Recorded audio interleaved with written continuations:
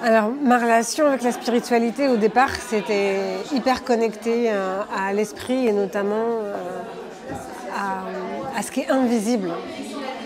Et puis, en cheminant, j'ai pris conscience que la spiritualité, ce que j'ai lu dans les livres et ce que j'ai expérimenté personnellement, c'est plutôt la connexion au corps. En fait, c'est pas la connexion au corps.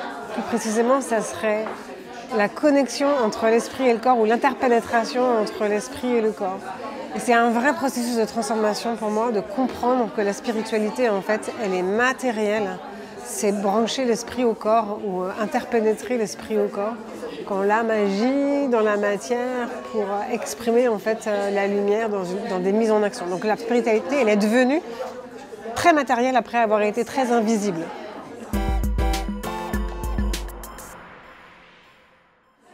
J'ai une expérience de vie très étrange en 2004 quand un homme en fait a pénétré chez moi pour m'assassiner. Et ça a été un détonateur de peur, de terreur et en même temps de grand calme. Et ça serait un peu trop long de raconter là ce qui s'est passé, mais en gros j'ai été déconnectée de mon corps à ce moment-là, propulsée dans un espace-temps indéfini, indéfinissable. Et quand je suis revenue à moi, alors que je me demandais de l'aide en fait, l'homme était parti comme si l'état de transe dans lequel j'avais été l'avait fait fuir.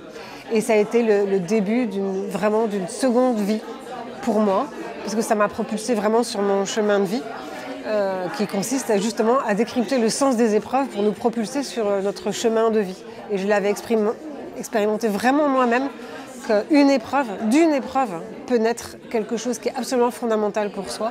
Non seulement ça nous rend plus forts, ça peut créer des bifurcations intéressantes, mais en plus, ça nous propulse directement sur notre domaine d'accomplissement, notre mission d'âme.